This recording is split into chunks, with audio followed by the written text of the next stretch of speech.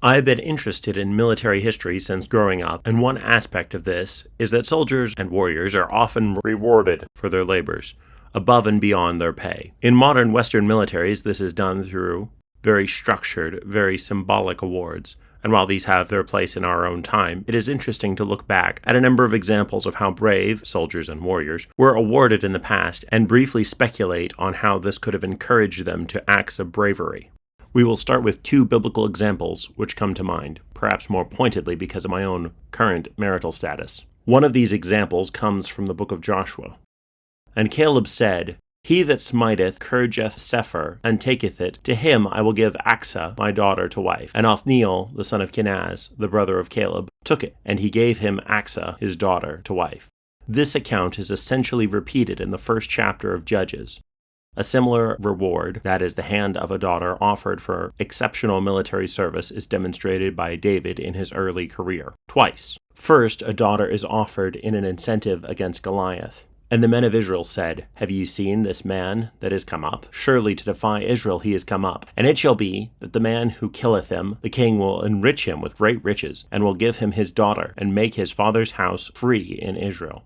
And later, Saul made an attempt to remove David by offering his younger daughter's hand in marriage. The elder was married off in the intervening time. The motive dowry was the collection of 100 foreskins of the Philistines.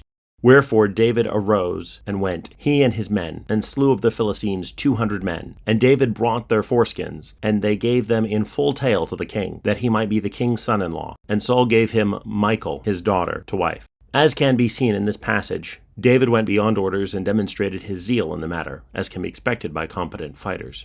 Interestingly, this method of awarding for brave deeds done is not directly offered in either of the other two sources we will be looking over today. Presumably, this is primarily due to the vast cultural differences between biblical times, as opposed to the Imperial Roman era, and 1600s Japan. Though one could argue this has less to do with the respective cultures as a whole and more to do with early post-conquest Israel not having a more formalized military. Still, should anyone have an account from either of these times, that is, Imperial Roman or Warring States Japanese, with the daughter being offered in exchange for military accomplishment before the deed was done, that would be interesting and shift my thoughts on the topic. So to summarize, if these are anything like what was standard for the time period, these actions are done as responses to direct answers to challenges with rewards. These challenges, in each case, provided rewards to encourage combatants to achieve tactical victory that would further the goals of those who offered the reward. Roman military rewards were more formalized. A soldier could expect a pay increase for bravery in combat, either by 50 or 100%, and either for the remainder of his time as a soldier or for a short time. These awards would be presented before the other soldiers of his unit in formal assembly by the commanding officer. Here are some of them below. The ancient and unadorned spear. For wounding an enemy in a skirmish when not required to do so in the line of duty and at great risk to oneself. This could not be made for wounds inflicted in pitched battle, as the soldier was ordered to act in this way, and as such was only doing his duty. The silver cup. For a cavalryman who successfully killed and plundered an enemy of his armor in a skirmish. Aside from these, golden crowns, torques, and bracelets were offered for bravery. A mural crown was awarded to the Roman soldier who was first over an enemy wall during a storming procedure. The mural crown was crenellated and made of gold. Another crown, the civic crown, was offered for saving the life of a fellow soldier. Further, the man whose life was saved was obligated to treat the man who had saved him as his father for the rest of his life. Polyibus, from whom most of these rewards are taken, says, "No wonder that a people, whose rewards and punishments were allotted with such care and received with such feelings, should be brilliantly successful in war." To summarize this section, we see action called for at benefit of the state as a whole, with clearly laid out actions that could get rewards, both for monetary and status reasons.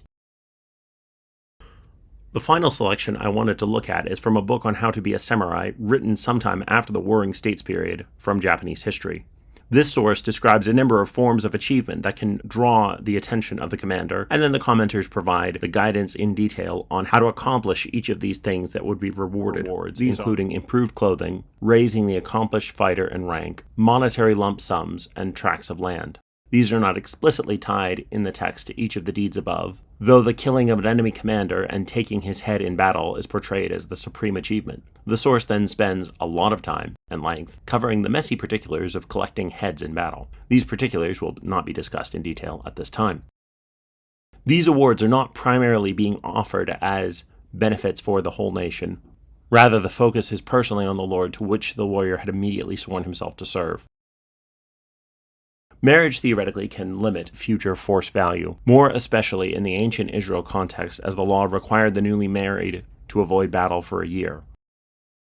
Unlike more modern rewards, duplication of awards of the marital variety has a vast drop-off in marginal utility, from the personal point of view and the view of a military organizing body. Further, it is hard to up the ante to encourage comparable deeds for the same combatant. Arguably, a sufficiently large monetary award could have a similar distracting effect for a combatant and make them pursue other, safer occupations to enjoy the fruits of their labors. Reconstructing a marital award policy is highly unlikely to succeed in a modern Western nation, as it requires considerable patriarchal authority to be expected and accepted. This is not in evidence in most of the West. Further, the distribution of wives for military deeds does not conform to democratic principles. Why? Not all of the perceived advantages of marriages from ancient times have transferred into our own context, including monetary, political, and dynastic considerations. One interesting note is the difference of the award. While there are obvious overlapping boosts to station and rank and monetary awards, the goal of these different rewards and encourage different behaviors from the troops discussed. An area of further exploration for the interested for a longer study would be covering the differences of the armed forces described and how their methodology of raising, maintaining, and motivating troops, and how those realities were advanced through these different rewards.